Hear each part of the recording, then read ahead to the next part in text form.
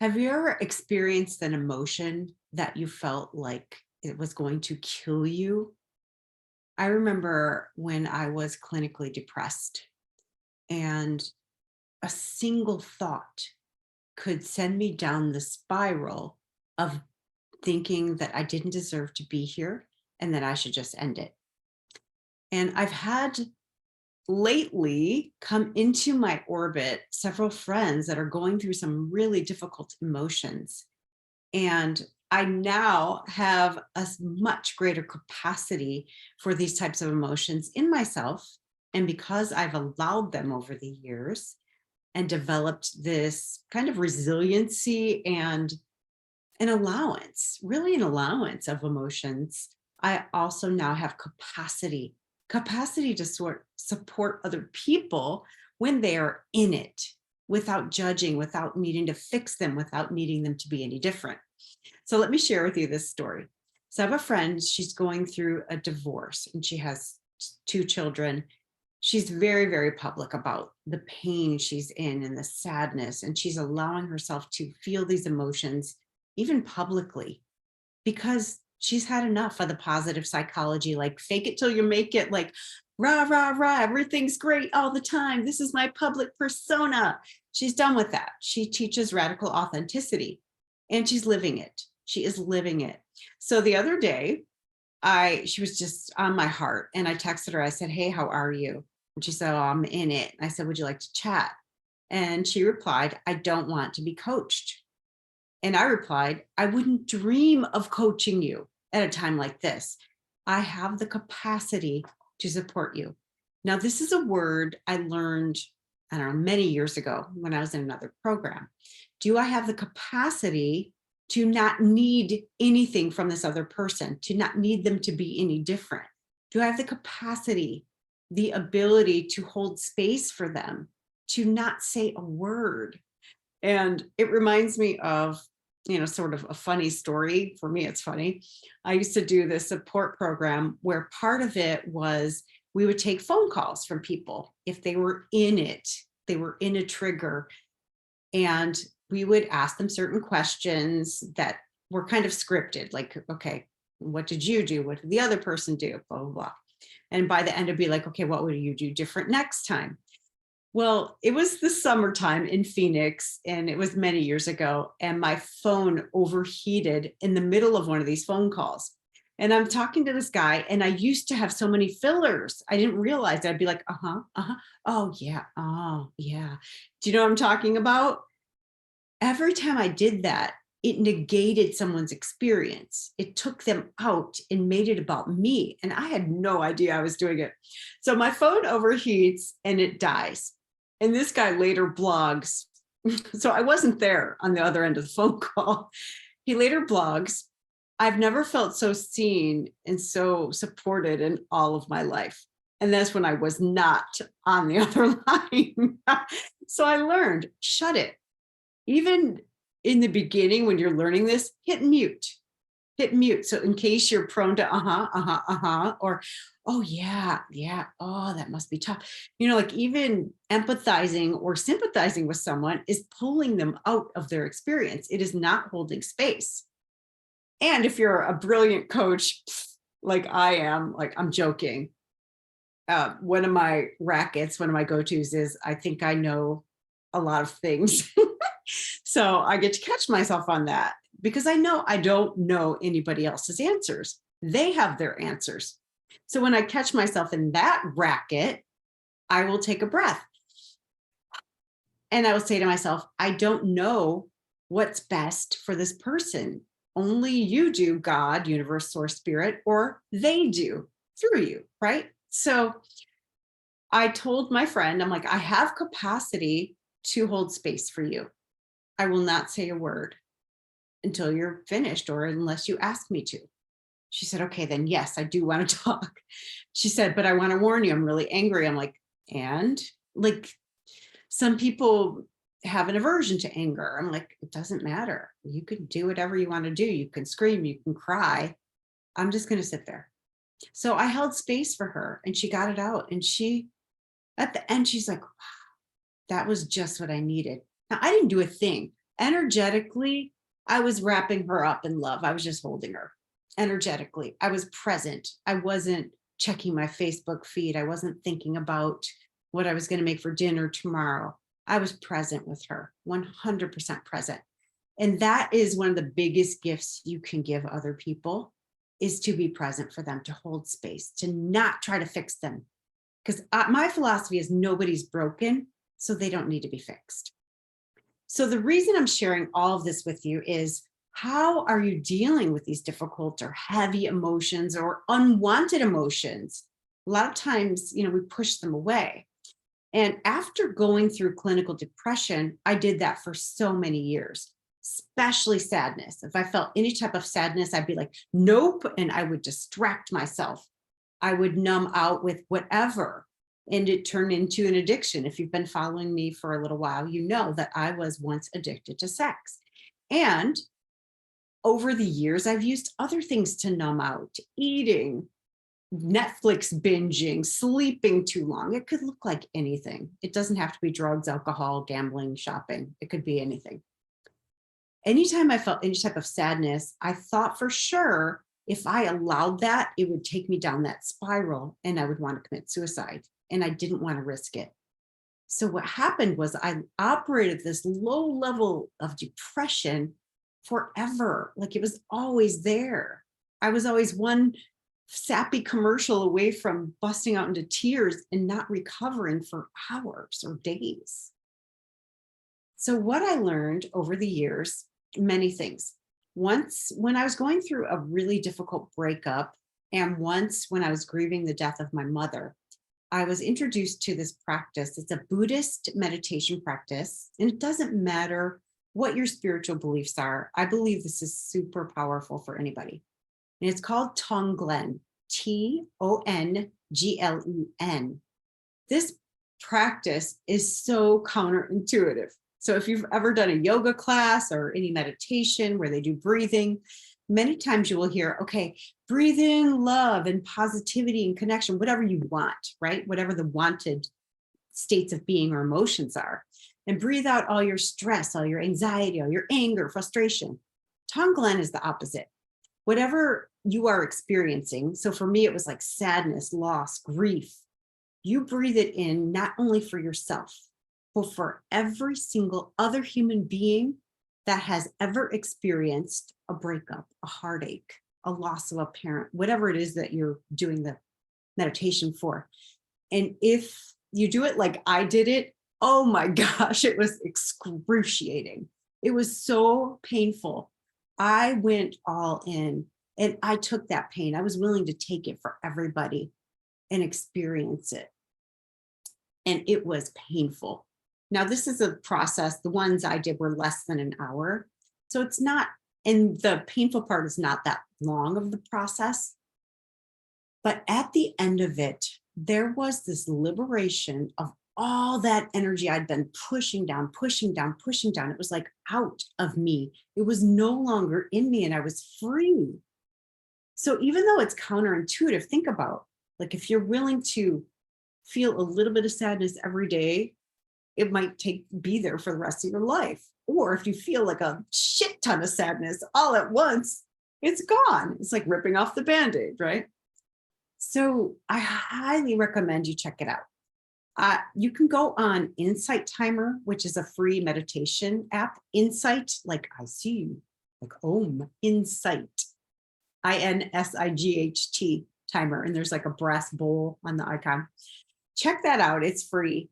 And you can look up Tonglen meditations and try the practice out. Just try it once. See if it liberates anything for you. For me, that's all it took for each episode, for each thing I was dealing with. And then I was at a more neutral baseline. I wasn't constantly sad or depressed or angry or grieving. The other thing about grieving is the emotions. You want to acknowledge any type of emotions you have that you don't like. Say anger and you're at work. It's not really appropriate for you to be angry at your boss or on your boss, really. So what I did when I was grieving the death of my mother was give myself permission to grieve during this time and this time. So let me back up. I am still a single mom, and my girls were like maybe 8 and 10 at the time of my mother's death. And I had to honor the feelings. I didn't have to, but I wanted to honor the feelings because I know what happens if we don't. And I got to still be a mom, and I still got to work and provide for my family. And if I would allow myself to grieve whenever I wanted, I would be a basket case. So in order to honor the feelings, I would actually schedule time to grieve in. So if something would come up during the day, I'm like, I see you, and I'm going to spend time with you tonight at 6:30 p.m. And I would literally set an alarm on my phone for 15 minutes. And I would go all in, man. I would cry and scream in my pillow. And I was really angry at God when my mom died. I was so angry at God. Like, you and we're not talking right now. And I was okay with that. And I knew that God was okay with that. So I didn't grieve all at once. I gave myself permission to schedule it. And you can do that too. So that's my first couple tips on this one. They kind of go together. My second one is really to allow yourself to be seen. Ask for support, and know that most people don't know how to support you. Most people are not comfortable with heavy emotions, and they want to fix you. So here's how you do it. You text somebody or call somebody and say, do you have capacity? There's that word, to hold space for me. I am feeling or experiencing some messy emotions. I'm feeling angry and sad. Do you mind talking to me on the phone? Do you mind sitting on the phone while I cry with me? I don't need you to say a thing. In fact, I don't want you to say anything. Do you have capacity to just sit there with me? Or maybe in person, do you have capacity to just hold me while I cry? And it really lets them off the hook, and they don't have to guess. They get to be just present for you. They already know what you need because you told them. And some of my friends will say, could you just hear me? Could you hold the bucket for me? We call it that, while I vomit. So it's like, I'm so angry at this, and I'm so mad at this, and I'm so upset about this and disappointed in this. And we hold the bucket for each other. Now that process is usually like 2 to 5 minutes because you don't want to stay in it. And they say, like, after that, I'm open to coaching. I may be open to coaching. I may not. I will let you know. Whatever it is, you just get to advocate for yourself and let people know how they can support you. Now, if you're not one of those people that reaches out for support, I want to flip this for you, because I have coached literally hundreds of people on this exact topic, that when you request support, that is generous. Yes, generous. Think about it. When people ask you for support, how do you feel? How do you feel when you're able to hold space for people to allow them to shift? You feel really good about yourself. You feel worthy. You feel valuable. And if you don't allow people the same opportunity, the reciprocity in the relationship feels unbalanced, and it will not sustain itself. They'll feel icky. They'll feel like takers, when really, when you're not allowing them to support you, you're like, no, it's all right. I got it. No, thanks. It's okay. I got it. You are taking from them. You're taking the opportunity for them to feel good about themselves. So allow people the opportunity to support you. Say yes when they offer. Say yes, because you're worthy and they're worthy. So start asking for support. The third way to really shift your emotions, this is provided you have really spent time acknowledging them. So you have asked for support, you've processed them, whatever. Or it's also for a time when it's not really super appropriate for you to be experiencing the full range of that emotion. So if you are at work, you don't want to start grieving and ugly crying if you have a Zoom call in 1 minute, right? You want to say, okay, I'm going to spend time with you later. And here's the way to shift your emotions in the moment. Now, this doesn't last forever. It lasts momentarily, or maybe for an hour, but it's move the body.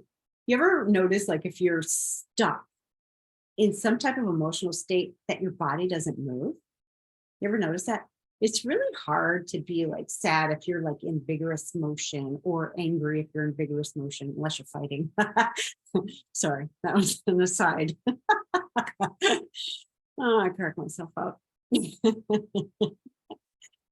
But here's the thing. When you move the body, emotions are energy in motion. It doesn't get stuck and stagnated in the body, which can also cause physical pain. So my favorite movement of all time to move stagnant emotions is skipping. Yes, skipping like a child. And if you can do this for 30 seconds to a minute, everybody I've done this with starts giggling like a child. I start giggling like a child. Oh, especially now because my dog Lola, who you've met many times, starts following me and jumping at me, and she makes me laugh all the time. You may also incorporate a mantra of sorts. I am love, I am joy, I am peace. You can do that while you skip. Whatever your type of mantra is, whatever you are manifesting or who you are stepping into becoming, you can incorporate that mantra as you skip. But whatever you do, move the body. Yes. Why is it important to be with our emotions and to be with the whole range of emotions? Well, we're all human. We all experience every emotion. So it's important that we don't judge them, that we allow them, that we be with them. Now, some of us have triggers around certain emotions because of our childhoods. For a long time, I had a really difficult time with anger. And when I got angry, it would immediately turn to me crying. I would start crying. I'd be really sad because anger was not an emotion that was okay for me to express in my home. So notice that too. Is your anger coming out sideways? And start to talk to yourself, okay, what am I experiencing right now? So instead of saying I am angry, frustrated, whatever it is, when you say I am, you're placing an order to the universe, like bring me more of this. This is my identity. This is who I am. This is what I am. So what I say instead is I am experiencing. I'm experiencing anger, or I'm feeling angry. I do my best to never say I am before anything negative. Yes, I did it here as an example. I am love, I am peace, I am joy. There, it's negated. But play with your language as well. And then check in with yourself. What are you feeling? You can ask yourself, what are you feeling? And do it like from a scientist perspective or like an outside observer. What are you feeling right now? Or what are you experiencing? One of the two. And really go deep, like, okay, what else are you feeling? And you can even talk to yourself. I can see that you're feeling anger. What else are you feeling? I'm feeling frustrated. I can see that you're feeling frustrated. What else are you feeling? And just keep going until you're empty. Because really, you get to see and hold space for yourself too.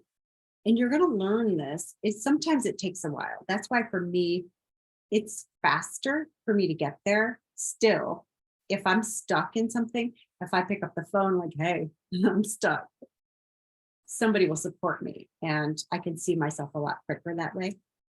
Because even saying certain things, they sound ridiculous to me, but in my head, they make perfect sense and I believe them. I believe all those lies the ego tells. So the same thing, like you get to get it out on paper, talk to somebody, or do something, move the emotions, ask yourself, start questioning, what are you feeling? And acknowledge it. I can see that you're feeling anger. What else are you feeling? And love yourself. And if you want to take it even a little bit further after the feelings, because behind all those feelings are usually unmet needs, you can ask yourself, what do you need? I can see that you need love. What else do you need? I could see that you need a hug. What else do you need? And then figure out how to meet those needs yourself. Yourself, because self-love is an inside game. It's an inside game. And you want to get to a place where you are mostly happy, mostly joyful, mostly peaceful, mostly loving. I mean, nobody's 100%, or else they're usually not in a physical body anymore. But mostly, you get to do the work. You get to allow the emotions. When you allow them, they pass so quickly. So I have one more story for you. And this is my Costco story. I find this to be kind of funny. So one time I went through a fairly painful breakup, and I was experiencing sadness. And this was at a time when I was already like done doing a lot of the work. Not done. I just was practiced at doing a lot of the work. So I'm like, oh, I'm in Costco pushing the cart. I'm like, oh, okay, here's some sadness. And it wanted to express itself in tears. So I was walking through Costco crying. And I have nothing on. I mean, I wasn't like, but I was crying, right? Nobody cares. Nobody notices. Really, nobody's looking at you most of the time. We just think there. So I'm just walking through Costco. I'm crying. I'm like, okay, welcome. Welcome, tears. You have free passage. I wasn't resisting them. Guess how long I cried? Literally, I would say it was 1 to 2 minutes tops. And then they stopped and a new emotion came up. I don't even remember what it was, but it was like, I didn't judge the crying, the sadness, and I didn't judge whatever the new one was. I'm like, okay.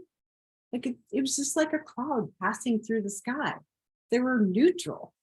And I know feelings have vibrations, but when you allow them, they can pass so much more quickly. Whereas if you resist them, they're always there. Like you ever push a beach ball or, a floaty ball under the surface of the water?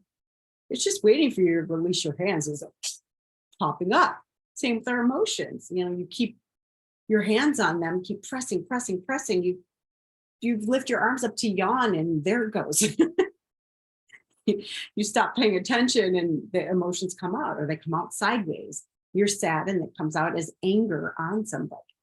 So if you want to be, I don't want to use the word in control, but you want to be grounded in the truth of who you are, allow your emotions to have a safe place to express themselves. And you will be much happier in the long run. Thank you so much for watching. If you've liked this video, please subscribe and share it. And I will put a new one up here next week. Thank you so much for watching. I'm Karen Seltz. This was Irresistible You. Ignite your passion and purpose.